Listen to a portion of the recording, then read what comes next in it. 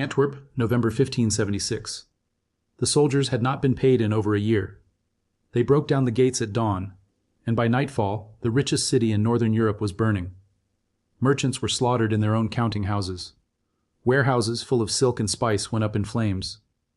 7,000 people died in a single day, not because an enemy had invaded, but because their own king could not pay his own army. The men doing the killing wore the colors of Spain, the wealthiest empire the world had ever seen. And that is the strange, brutal truth at the center of this story. An empire drowning in gold that still could not pay its bills. To understand how the richest king on earth ended up owing money to everyone from Genoese bankers to his own unpaid troops, we have to go back a few decades to a young man who never wanted this much power in the first place. His name was Philip. In 1556, his father, Emperor Charles V, exhausted after a lifetime of holding together an empire that spanned 4 continents, did something almost unheard of for a ruler of his time. He stepped down. Charles handed his son not a modest inheritance, but Spain, the Netherlands, Naples, Sicily, Milan, and a growing stream of ships arriving from across the Atlantic loaded with silver dug out of mountains in a place called Potosi. On paper, Philip II was now the wealthiest monarch alive. In practice, he had also just inherited his father's debts, enormous ones, owed to bankers across Europe, who had financed decades of wars. Philip was a careful, devout, meticulous man. He read every document that crossed his desk, sometimes annotating reports late into the night by candlelight in a palace he was building outside Madrid, a vast granite complex called El Escorial, part monastery, part fortress, part mausoleum. He believed sincerely that God had placed him at the head of the one true Catholic empire, and that this gave him both the right and the duty to fight anyone who threatened it. Protestant rebels in the Netherlands, Ottoman fleets in the Mediterranean, English privateers on the high seas. Every one of those wars needed soldiers. Every soldier needed to be paid. And Philip, for all his silver, never quite had enough cash sitting in front of him at the moment he needed it. Here is the trap nobody warned him about. The silver from the Americas wasn't sitting in a vault in Madrid, ready to spend. It arrived twice a year, in convoys of ships called the Indies fleets, and it had to survive storms, pirates, and a 2-month crossing before it ever touched Spanish soil. Wars, on the other hand, don't wait for shipping schedules. An army in Flanders needed wages every single month, in cash, or it would mutiny, and mutiny it eventually did, more than once. So Philip did what almost every cash-poor monarch surrounded by wealthy bankers has done throughout history. He borrowed against silver that hadn't arrived yet.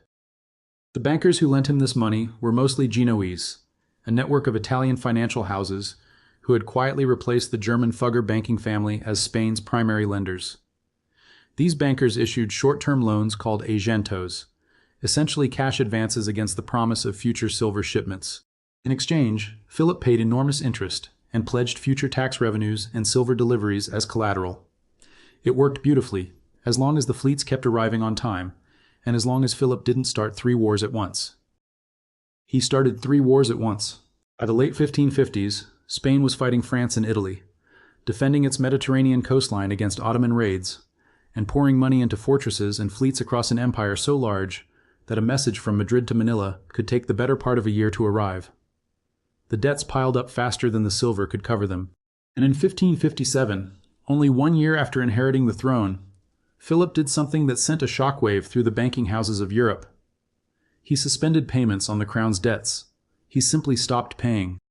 This was Spain's first sovereign default under Philip, though the crown itself, technically, never called it that.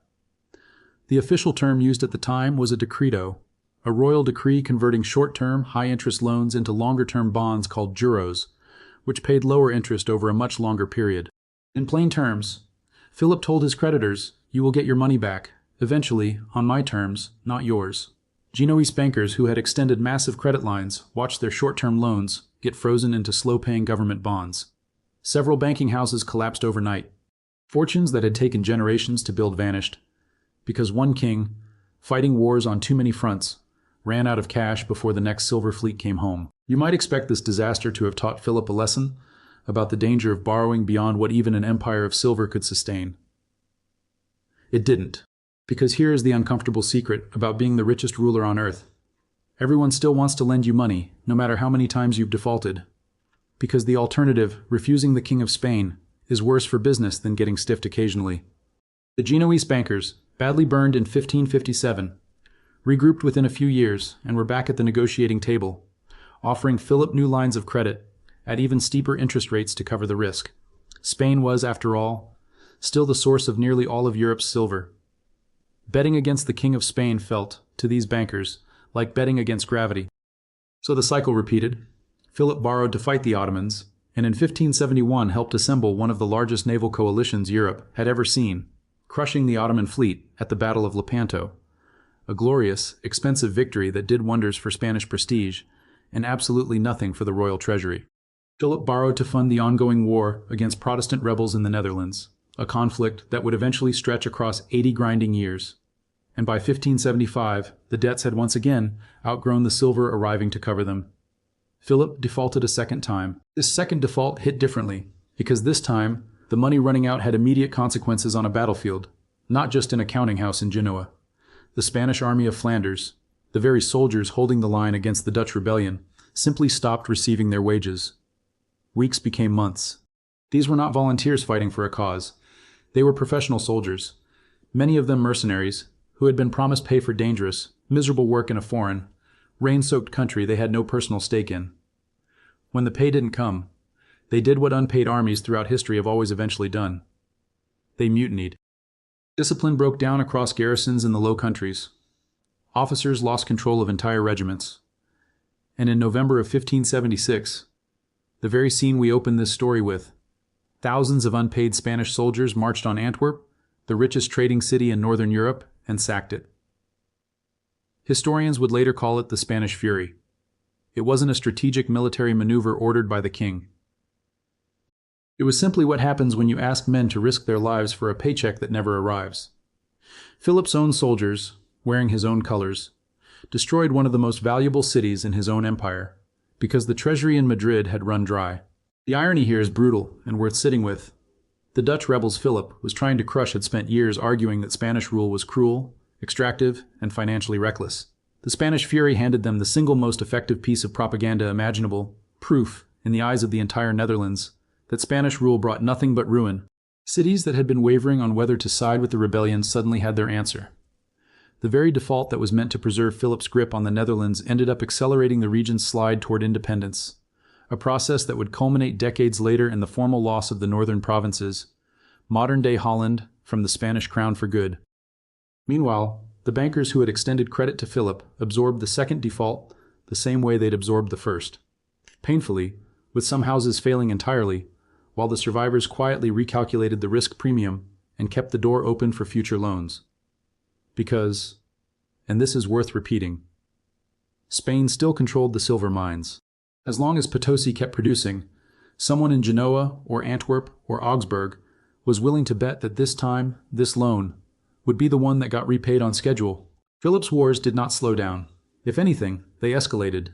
In the late 1580s, he committed an almost unthinkable sum of money to building and launching the Spanish Armada, a fleet of roughly 130 ships intended to invade England, remove Queen Elizabeth I, and end English support for the Dutch rebels once and for all. The Armada was, by the standards of the era, one of the most expensive single military operations any European power had ever assembled, an enormous bet, funded largely on credit against future silver shipments that hadn't left the Americas yet. In the summer of 1588, storms and English fireships scattered the Armada in the English Channel. Dozens of ships were wrecked trying to sail home around Scotland and Ireland, driven onto rocky coastlines by weather no admiral could control. Spain lost roughly half the fleet, along with the men aboard, and every peso spent building and provisioning it. It was, without question, a military humiliation. But financially, it was something worse.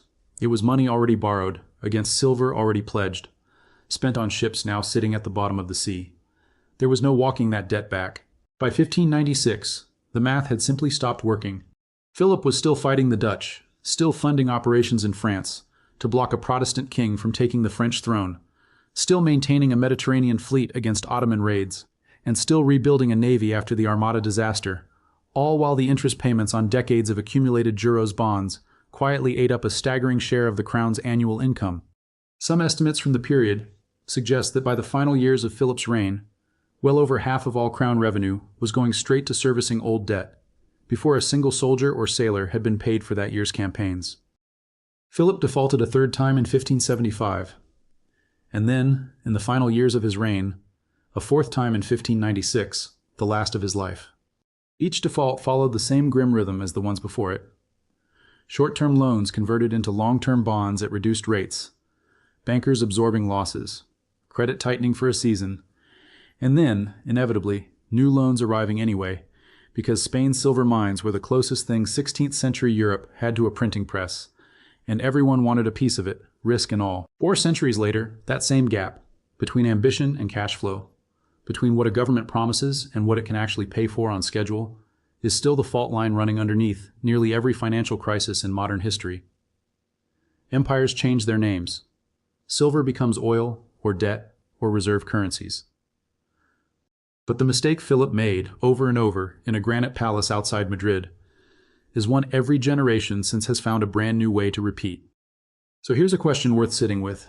If you were handed the richest treasury in the world, but every peso arrived 6 months late, how many wars would you be willing to start before you learn to stop? Let me know what you think in the comments. And if you want the next chapter of history told this way, through the people who lived it, not just the dates and numbers, subscribe, because there's another empire, another king, and another collapse waiting in the next video.